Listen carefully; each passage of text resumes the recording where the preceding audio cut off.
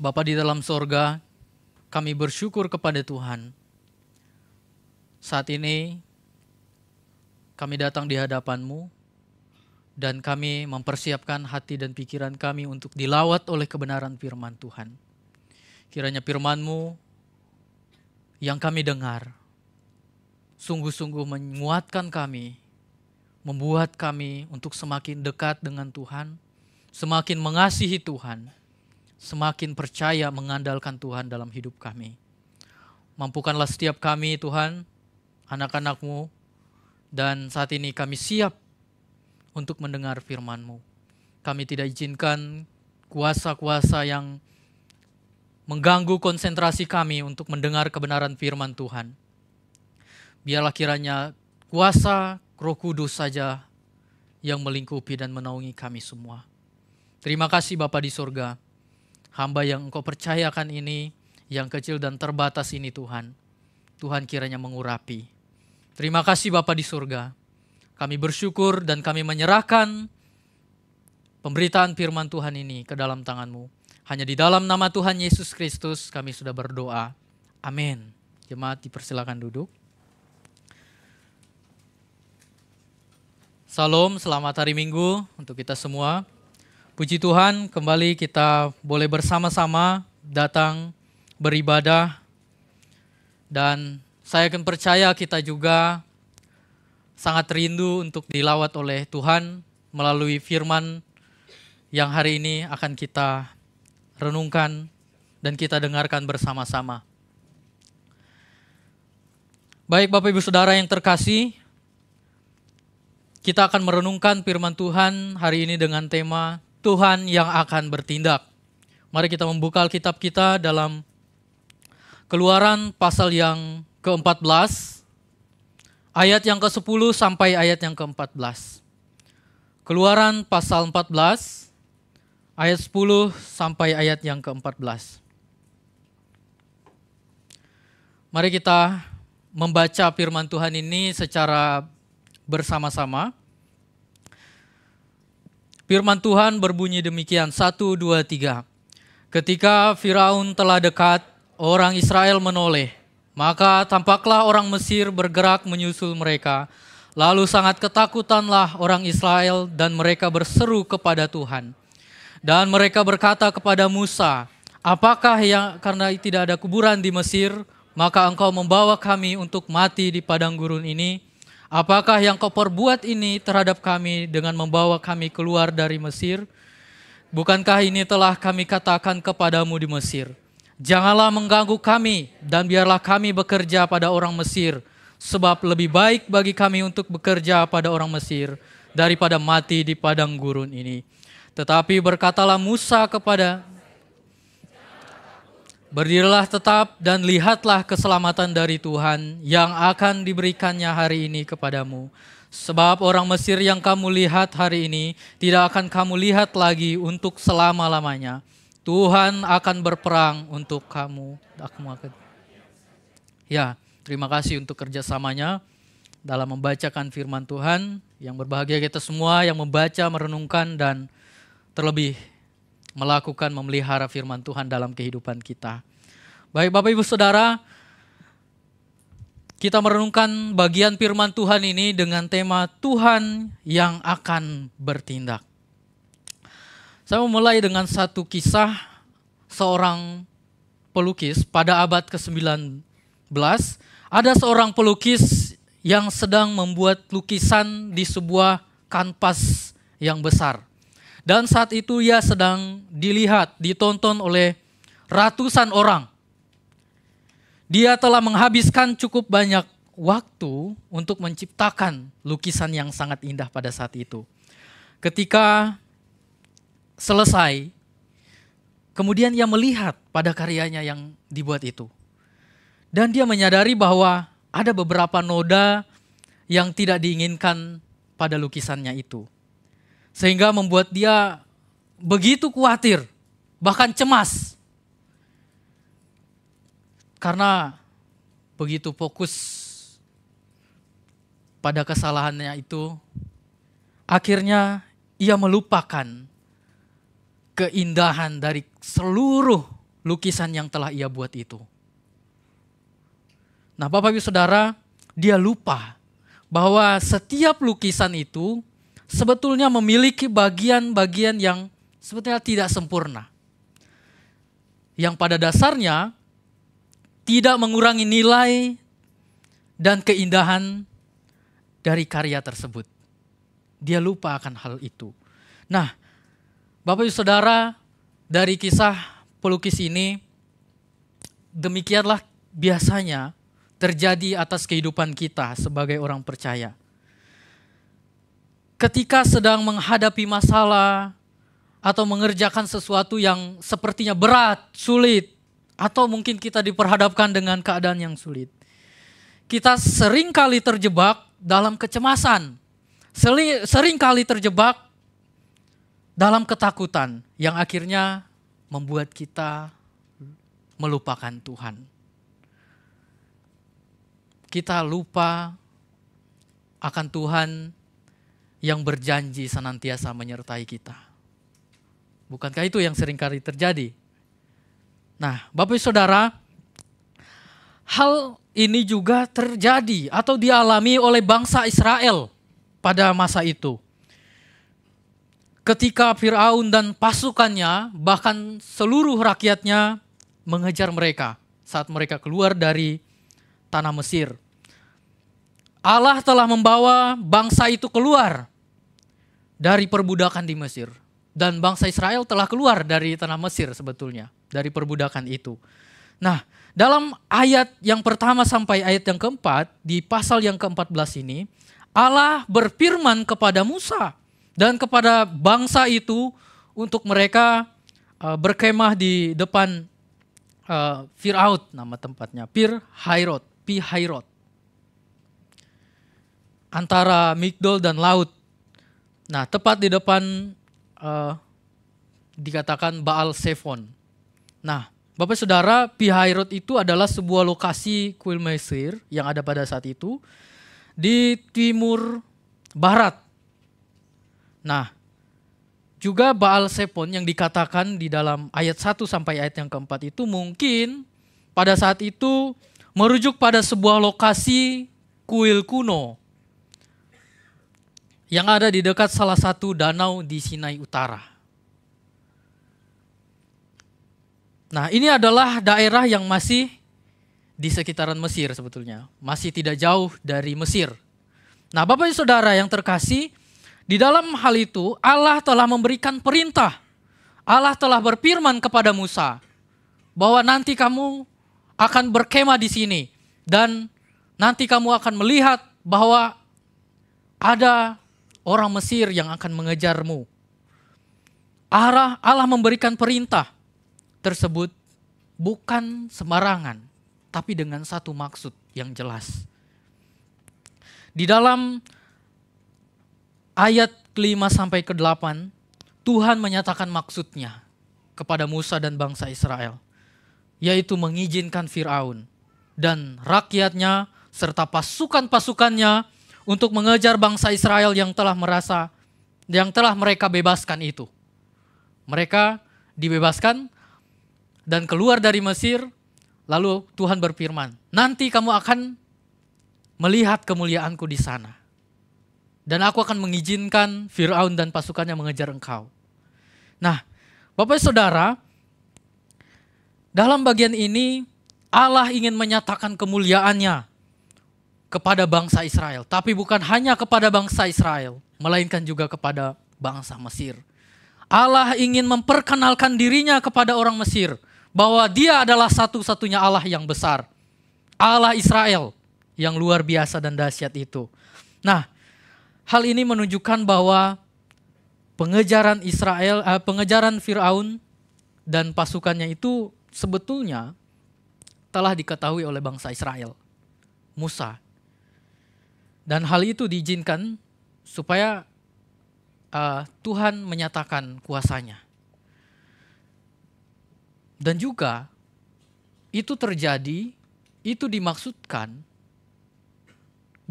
Allah kepada bangsa Israel bukan supaya mereka dibinasakan. Mereka dikejar oleh Firaun bukan supaya mereka dibinasakan atau dibunuh.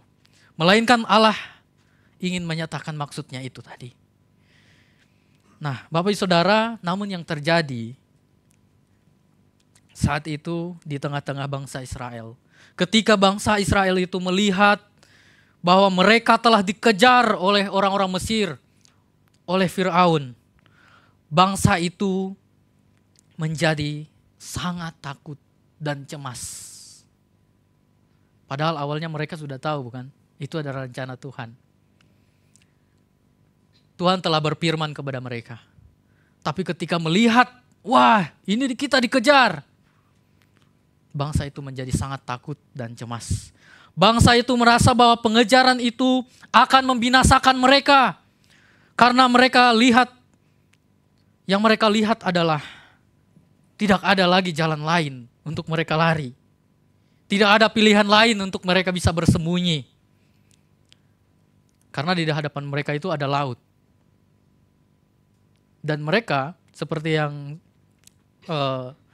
Tuhan nyatakan, mereka berkemah di tempat itu adalah salah satu tempat yang sangat di pojok gitu. Jadi tidak ada lagi tempat untuk mereka lari atau bersembunyi dari orang Mesir yang mengejar. Maka mereka sangat takut. Nah, maka dikatakan juga di ayat yang ke-10, memang pada ayat yang ke-10 ini dikatakan bahwa bangsa itu berseru kepada Tuhan. Saat mereka takut, mereka berseru kepada Tuhan. Nah, namun meski mereka berseru kepada Tuhan, tapi di ayat 11 sampai 12 dikatakan, mereka bersungut-sungut kepada Musa. Seperti yang kita baca tadi. Kenapa kamu membawa kami keluar? Lebih baik kami bekerja di Mesir, jadi budak, daripada kami binasa. Bapak Ibu Saudara, ini adalah suatu hal yang sangat luar biasa di tengah-tengah bangsa Israel. Keadaan itu membuat mereka sangat takut, cemas. Bangsa itu sesungguhnya sudah tahu kan? Sudah tahu bahwa itu merupakan rencana Tuhan atas mereka untuk menyatakan kemuliaannya.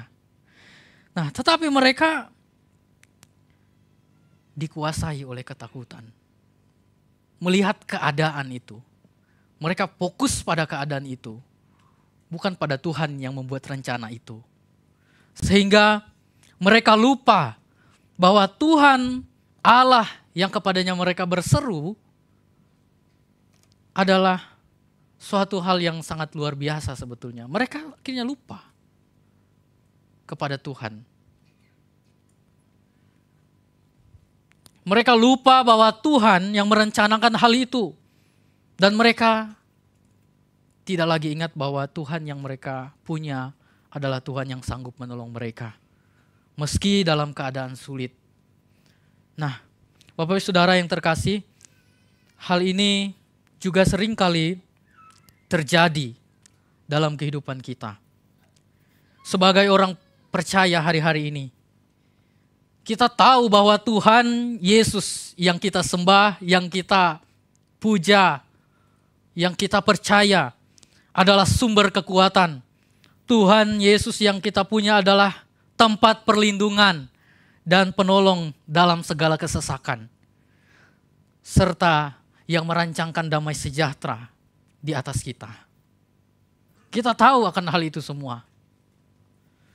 Tetapi seringkali ketika kita diizinkan untuk diperhadapkan dengan sebuah situasi yang mungkin terlihat sepertinya mustahil bagi kita untuk berjalan, untuk melewati hal itu.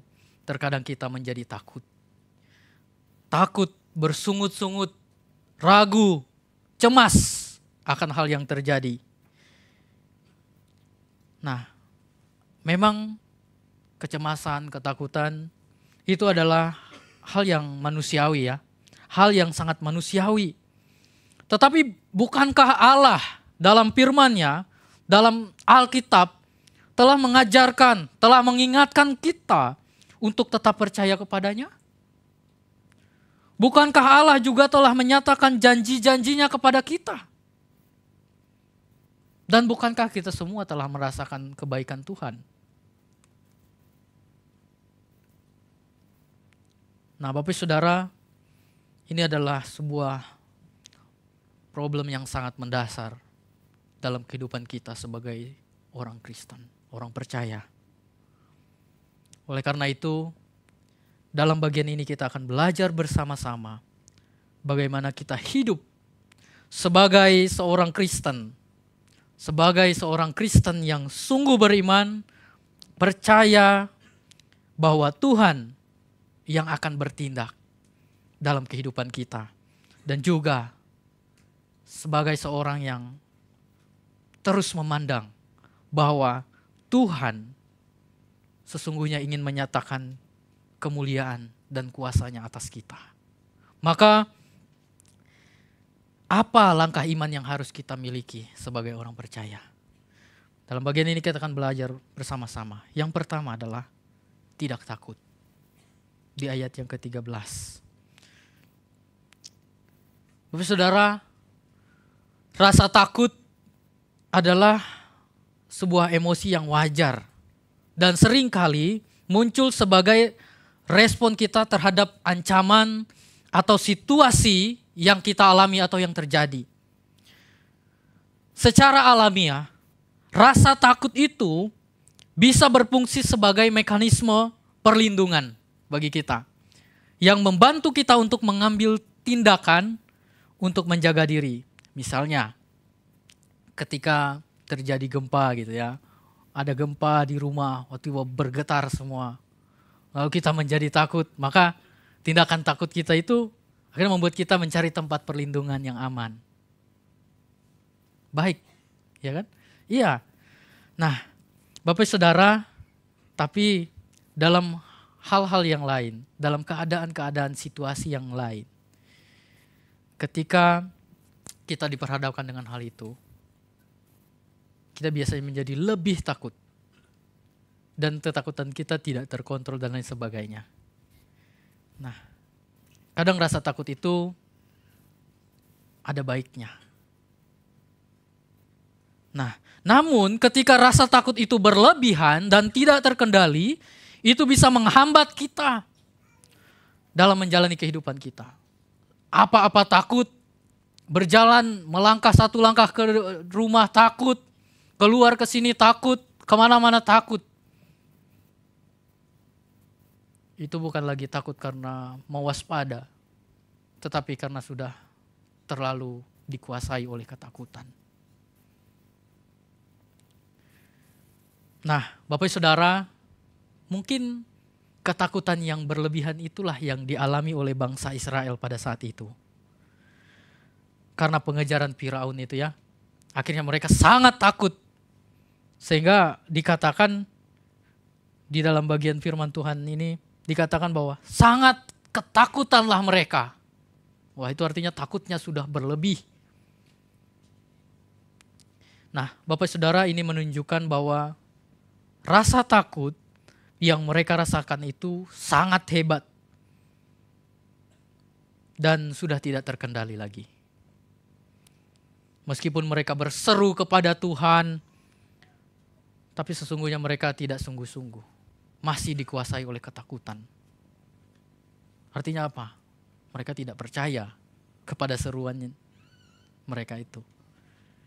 Sesungguhnya mereka telah melihat bahwa Tuhan telah menyatakan perbuatannya di tanah Mesir di hadapan mata mereka sendiri. Tapi mereka masih tidak percaya, masih ragu. Tuhan telah membuktikan bahwa Tuhan telah menjaga mereka dari wabah penyakit atau tulah-tulah yang Tuhan nyatakan di tanah Mesir. Tapi mereka tetap bersungut-sungut. Maka saya membayangkan bangsa itu pada saat mereka datang kepada Musa, saya membayangkan mereka seperti orang-orang yang sedang demo. Nah, demo gitu. Wah, demo dan lain sebagainya. Wah, kenapa kami dibawa keluar? Kami nyaman di sana, padahal mereka sebetulnya tersiksa, kan? Diperbudak. Mereka seperti orang yang demo dengan kritikan tajam kepada Musa.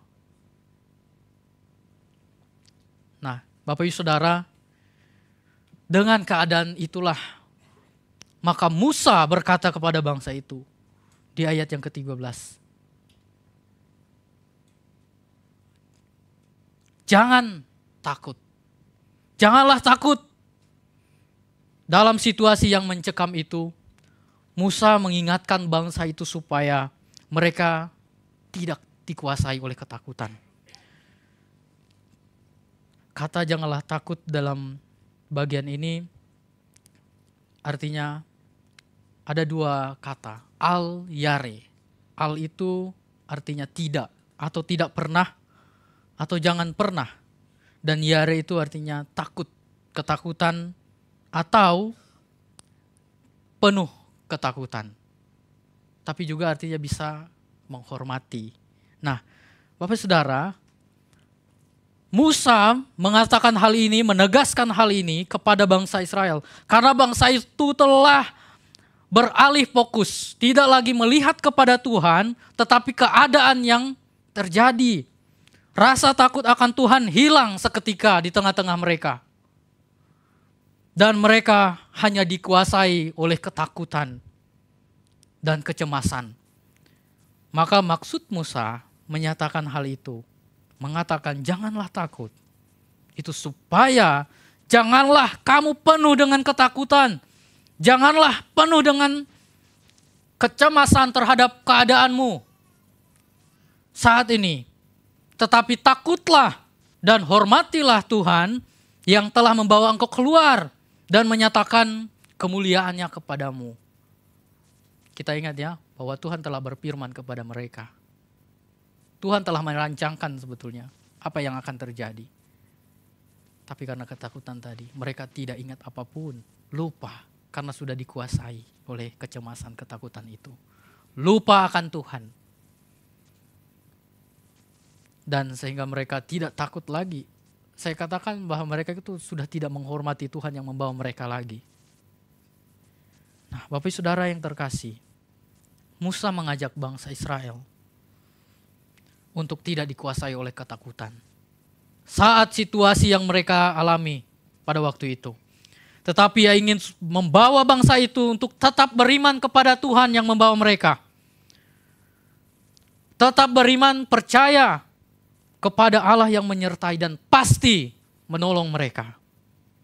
Namun sayangnya umat Tuhan yang memiliki Allah yang besar itu, yang punya Tuhan itu, telah terjebak dalam kejaran problem yang terlihat, yang kasat mata. Mereka terpaku pada kedahsyatan, kehebatan, masalah yang mereka hadapi. Firaun dan pasukannya itu. Sehingga mereka lupa ada Tuhan yang menyertai mereka. Bapak Saudara, keadaan ini mungkin terjadi juga dalam kehidupan kita sebagai orang percaya.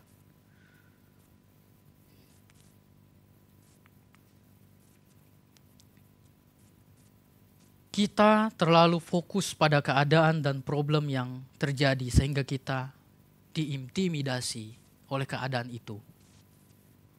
Dan akhirnya kita terjebak dalam ruang kecemasan. Dan kita menjadi seorang yang problem oriented.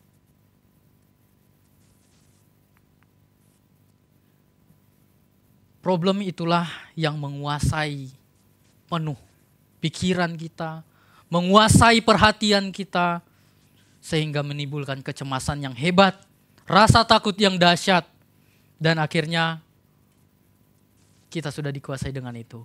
Dan akhirnya iman kita pun dibutakan olehnya. Yang seharusnya kita tetap memandang kepada Allah yang telah menuntun, menolong kita, merancanakan segala kebaikan dalam hidup kita. Tetapi hal itu telah teralihkan karena situasi yang kita hadapi. Nah, Bapak Saudara, di sini ada satu kutipan dari seorang hamba Tuhan, seorang pendeta yang melayani dalam pelayanan lintas budaya di Indonesia, bernama Bagus Surjantoro. Ia juga seorang dosen. Dalam salah satu tulisan bukunya yang berjudul Pemenang, Dia mengatakan, orang yang cemas dan ketakutan cenderung menjadi putus asa. Orang yang putus asa tidak akan dapat berbuat apa-apa. Nah, dalam kalimat ini, ia menegaskan bahwa kecemasan dan ketakutan itu membuat orang menjadi tidak berdaya. Dan ketika hal itu sudah menguasai dan tidak berdaya, maka harapan kepada Allah akan menjadi pudar. Dan bahkan nyaris hilang. Nah, Bapak Saudara, karena yang nampak hanyalah keadaan yang suram. Yang nampak hanya kejatuhan. Yang nampak hanya ketidakberdayaan dan problem yang terjadi. Orang yang demikian akan melihat problem lebih besar. Dan Tuhan yang lebih besar menjadi tidak nampak. Masalah lebih besar, Tuhan yang maha besar menjadi tidak nampak dalam hidupnya.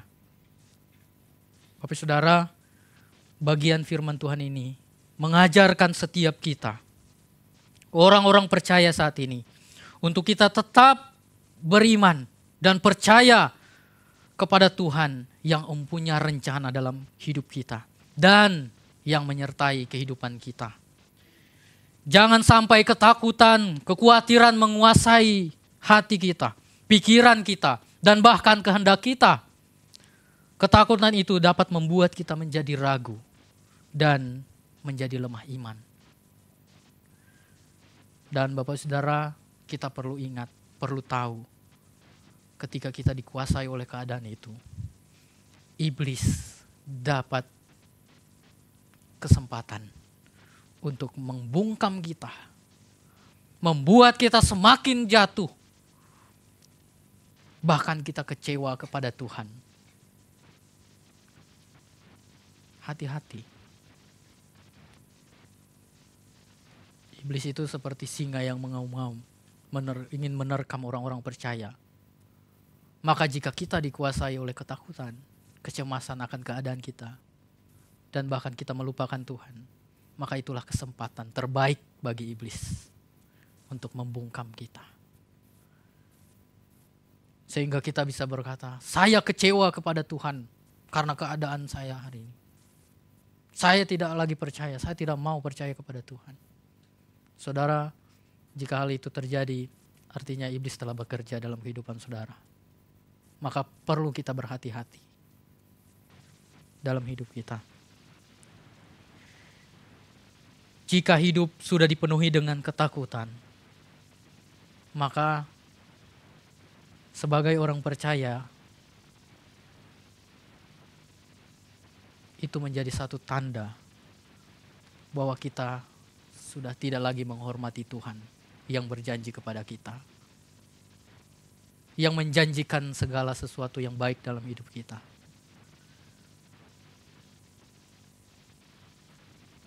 Oleh karena itu, marilah kita bangkit.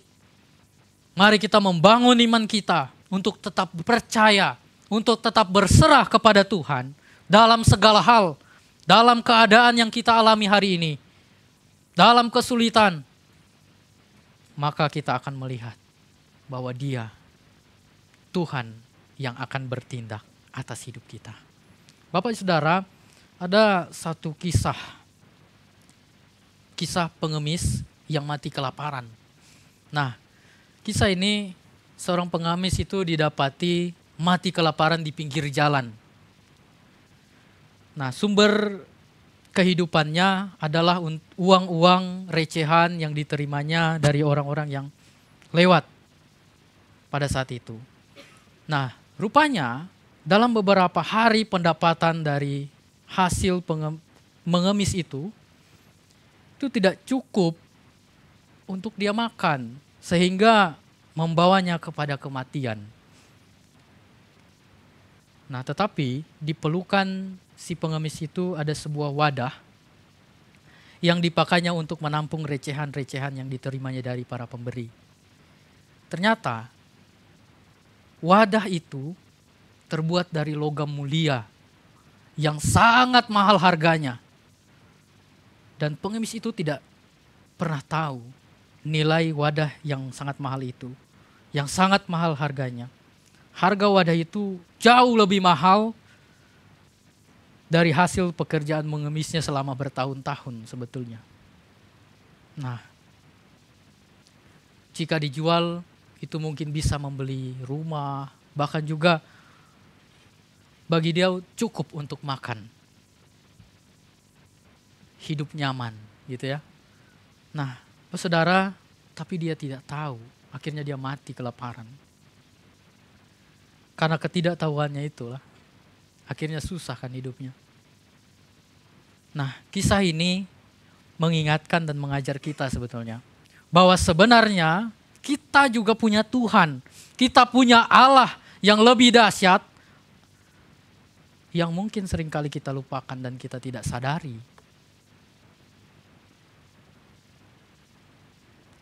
Kita tidak sadar akan kehadiran Tuhan dalam hidup kita. Sehingga kita dibelenggu dengan ketakutan dan kecemasan. Bahkan Yesus pun pernah berkata, "Marilah kepadaku semua yang letih lesu dan berbeban berat.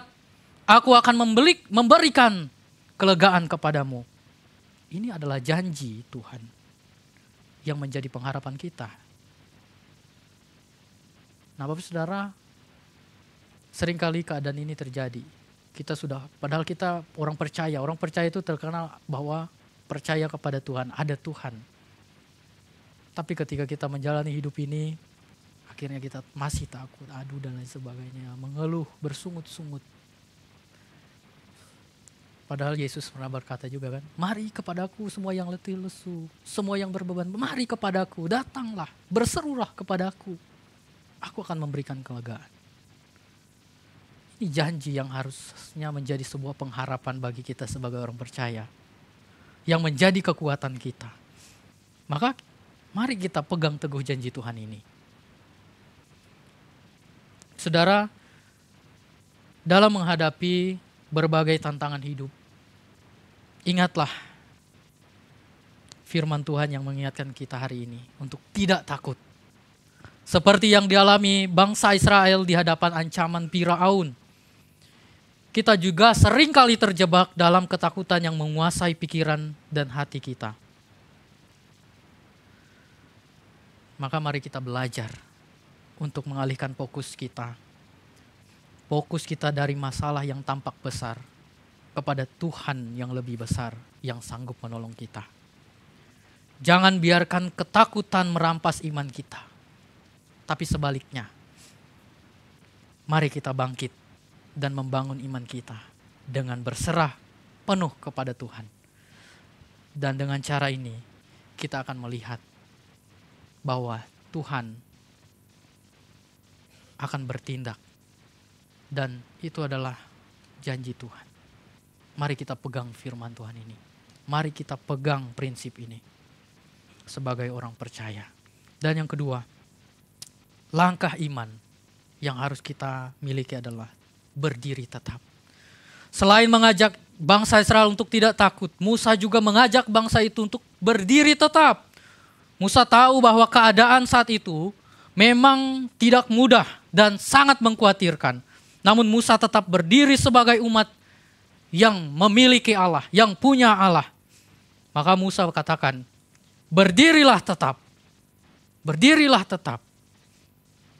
Nah, Bapak Saudara, istilah berdirilah tetap ini juga berarti berdiri tegak atau tetap teguh. Dalam situasi itu Musa ingin supaya bangsa yang sedang dilanda kekhawatiran itu tetap percaya dan juga tetap berdiri teguh di dalam iman. Memiliki keberanian dan bertahan untuk menanti pertolongan Tuhan sambil berseru kepada Tuhan. Nah, meski sepertinya mereka berada di tengah ketidakpastian untuk berjalan, tetapi Musa mengajak bangsa itu, tetaplah berdiri teguh. Karena kita punya Tuhan yang sejati, Tuhan yang penolong. Sebetulnya itu yang mau Musa katakan kepada bangsa Israel. Ia tidak ingin bangsa itu goyah, melainkan tetap berdiri sebagai pahlawan iman di hadapan musuh-musuhnya. Musuh yang ada di depan yang terlihat itu. Musa sesungguhnya ingin menegaskan bahwa kita ini punya Tuhan yang kepadanya kita harus tetap berpegang dan bersandar. Karena Tuhan, Allah yang kepadanya kita bersandar itu, yang kepadanya kita berharap itu, pasti memberi jalan keluar. Serta kita tidak akan digoyahkan oleh musuh sekalipun. Nah Bapak Saudara, maka di ayat yang ke-13 sampai yang 14, Musa berkata kepada bangsa itu, dan lihatlah keselamatan dari Tuhan yang akan diberikannya hari ini kepadamu. Sebab orang Mesir yang kamu lihat hari ini tidak akan kamu lihat lagi untuk selama-lamanya. Ungkapan ini begitu hebat. Ini adalah sebuah ungkapan iman atas keadaan yang mustahil untuk dijalani. Nah Bapak Saudara, bagian ini menegaskan kepada setiap kita untuk tetap fokus kepada Tuhan. Kepada Allah Immanuel, Allah yang beserta kita itu. Maka firman Tuhan ini mengajak kita untuk tetap berdiri teguh. Jangan goyah, bersandar dan berpeganglah pada Tuhan. Karena Dia adalah Allah yang mengatur seluruh kehidupan kita. Dan tentu Ia tidak akan pernah merancangkan yang jahat. Ya, tidak akan pernah merancangkan yang jahat dalam hidup kita. Kecelakaankah, kebinasaankah, tidak ada. Tidak akan pernah Tuhan rancangkan. Yang Tuhan rancangkan adalah damai sejahtera. Maka hari ini, mulai hari ini, mari kita senantiasa mengingat Tuhan dalam segala aspek hidup kita. Apapun yang terjadi, yang pertama yang harus kita lakukan, ingat Tuhan. Jika kita sedang dalam situasi yang tidak baik-baik saja, maka ingatlah firman Tuhan dalam 1 Korintus pasal 10 ayat 13. Pencobaan yang kamu alami ialah pencobaan-pencobaan biasa yang tidak melebihi kekuatan manusia. Sebab Allah setia dan karena itu Ia tidak akan membiarkan kamu dicobai melampaui kekuatanmu. Pada waktu kamu dicobai, Ia akan memberikan kepadamu jalan keluar sehingga kamu dapat menanggungnya. Mari kita percaya kepada Tuhan. Mari kita ingat janji firman Tuhan ini. Kita percaya dengan segenap hati. Setialah kepada firman yang telah Ia sampaikan.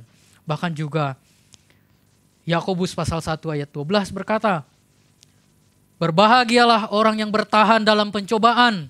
Sebab apabila ia sudah tahan uji, ia akan menerima mahkota kehidupan yang dijanjikan Allah kepada barang siapa yang mengasihi Dia. Mari kita pegang janji firman Tuhan.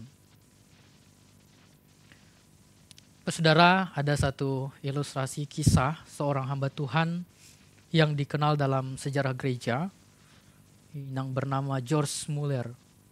Nah, Muller ini adalah seorang pendiri panti asuhan di Bristol, Inggris pada masa itu, yang merawat ribuan anak yatim tanpa meminta sumbangan dari orang-orang lain. Ini adalah satu komitmen mereka, komitmen hamba Tuhan ini, untuk dia mendirikan pelayanan tanpa meminta sumbangan. Nah, ia sangat bergantung pada iman dan doa. Berpegang pada janji Tuhan untuk menyediakan kebutuhan. Supaya ketika mereka menjalani pelayanan itu nyaman, aman. Nah tapi Bapak Saudara, dalam sebuah pelayanan perjalanannya itu, suatu ketika stok makanan di panti asuhan itu hampir habis. Dan tidak ada uang untuk membeli lebih banyak lagi makanan. Maka George dan anak-anaknya berdoa dengan penuh iman kepada Tuhan. Mereka percaya bahwa Tuhan akan menyediakan apa yang mereka perlukan. Dan Bapak Saudara tahu, setelah mereka berdoa, tiba-tiba ada ketukan di pintu. Ternyata seorang tukang roti datang dan berkata kepada Tuhan, Bahkan dia berkata bahwa Tuhan telah menggerakkan hatinya untuk memberikan roti segar untuk panti asuhan itu. Ini adalah sebuah pengalaman iman yang luar biasa.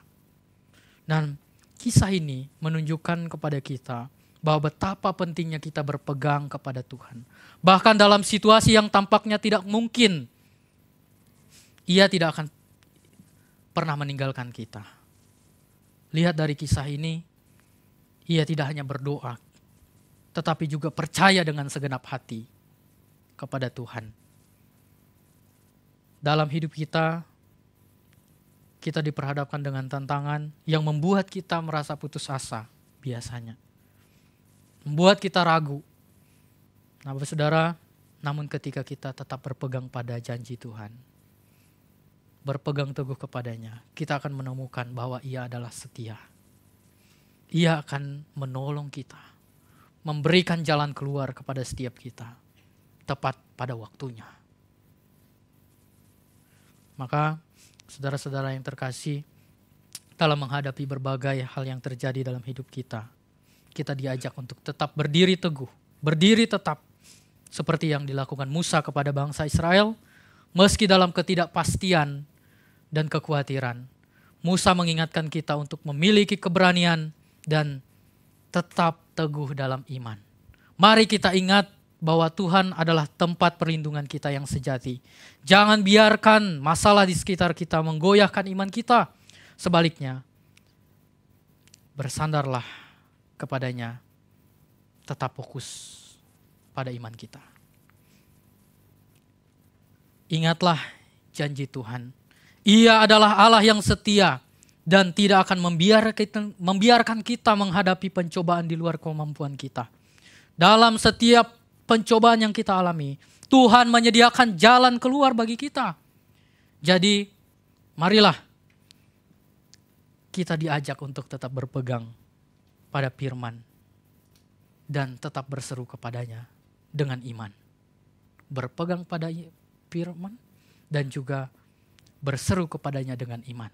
Itu yang harus kita miliki dalam kehidupan kita. Dengan demikian, maka kita akan melihat perbuatan Tuhan yang ajaib. Kita akan merasakan kehadiran Tuhan yang menguatkan kita. Dan kita akan melihat kemuliaannya dalam hidup kita.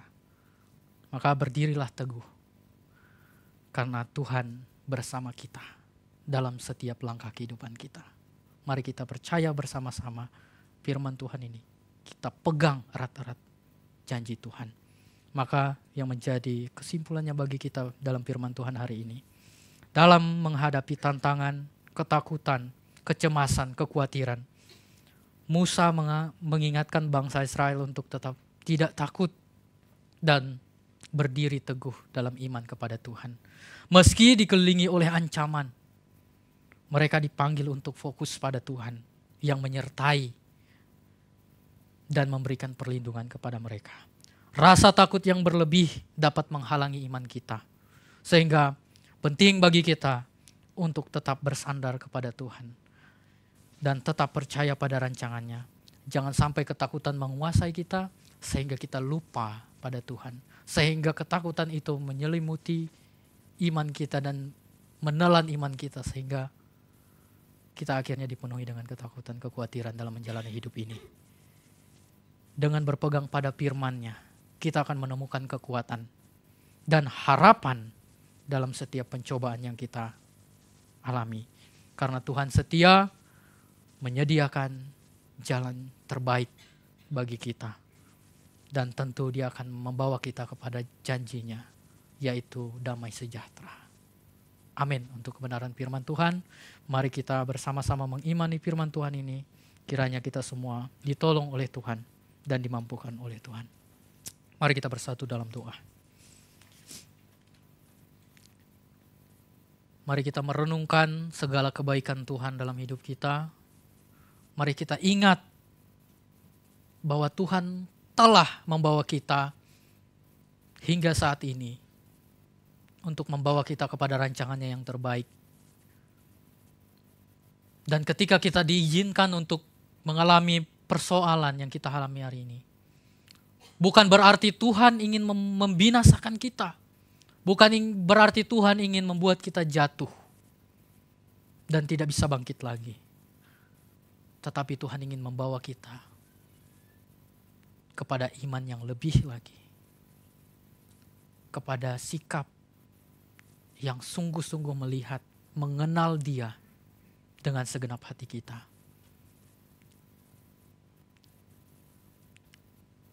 Bapa di sorga, terima kasih untuk firman-Mu hari ini. Kami sudah belajar dari firman-Mu yang mengingatkan, mengajarkan kami. Dalam segala keadaan kami, memang seringkali kami mengalami ketakutan, kekhawatiran dalam menghadapi situasi. Tapi firman-Mu hari ini mengingatkan kami Tuhan, untuk kami tidak takut, untuk kami tetap percaya bahwa Tuhan ada di pihak kami. Dan kami tetap berdiri teguh dalam iman. Sehingga kami akan melihat Tuhan akan bekerja. Terima kasih Bapa di surga untuk firman-Mu. Hari ini menguatkan kami. Kiranya Roh Kudus pimpin setiap kami. Tolong setiap kami untuk menjadi pelaku-pelaku firman. Kami bersyukur Tuhan atas penyertaan Tuhan yang dahsyat atas kami. Dan kami juga percaya bahwa Tuhan akan menolong kami di hari depan. Mulai dari hari ini, bahkan besok dan sampai seterusnya. Kami akan belajar dari firman-Nya untuk tetap percaya kepada Tuhan. Terima kasih Bapa di surga untuk firman-Mu. Berkatilah kami semua. Dan kami juga menaikkan syafaat kami di hadapan Tuhan. Kami bersyukur untuk jemaat Tuhan yang boleh berulang tahun. Baik Ibu Oktora, Saudara Yoel, Ibu Apriani, Ibu Ani Ogasawara, Adik Fido, Bapak John, Saudara Rido, Bapak Kawamura, dan semua jemaat yang berulang tahun selama seminggu yang lalu. Kami bersyukur Tuhan boleh memelihara kehidupan hamba-hamba-Mu ini, anak-anak-Mu ini. Kiranya Tuhan senantiasa menolong kehidupan mereka. Di dalam usia yang Tuhan tambahkan, Tuhan tetap menyertai dan memberkati. Terima kasih Tuhan. Kami juga berdoa untuk jemaat yang memerlukan pemulihan daripada Tuhan. Untuk Ibu Ellen yang sampai hari ini juga kiranya Tuhan memampukan, menolong dan memberikan pemulihan yang daripada Tuhan. Juga berdoa untuk jemaat yang mengandung Ibu Anita, Ibu Desi Widianti, Ibu Iga Mawarni. Tuhan kiranya menolong, Tuhan memberkati janin yang ada, kiranya Tuhan berikan kesehatan. Terima kasih Tuhan, terima kasih Yesus. Kami juga berdoa untuk bangsa Indonesia, baik pemerintahan yang ada, Tuhan kiranya menolong. Demikian juga untuk pemerintahan Jepang, juga Tuhan memberkati. Terima kasih Bapa di surga. Kami bersyukur, kami menyerahkan setiap doa ini kepada Tuhan. Dan memang banyak hal yang ingin kami sampaikan kepada Tuhan dalam doa kami yang tidak sempurna ini. Maka oleh karena itu Tuhan, kami rindu untuk menyempurnakan doa ini seperti doa yang Tuhan ajarkan kepada setiap kami. Demikian. Bapa kami yang ada di sorga, dikuduskanlah nama-Mu. Datanglah kerajaan-Mu, jadilah kehendak-Mu di bumi seperti di sorga. Berikanlah kami pada hari ini makanan kami yang secukupnya, dan ampunilah kami akan kesalahan kami, seperti kami juga mengampuni orang yang bersalah kepada kami. Dan janganlah membawa kami ke dalam pencobaan, tetapi lepaskanlah kami daripada yang jahat, karena Engkau-lah yang mempunyai kerajaan dan kuasa dan kemuliaan sampai selama-lamanya. Amin.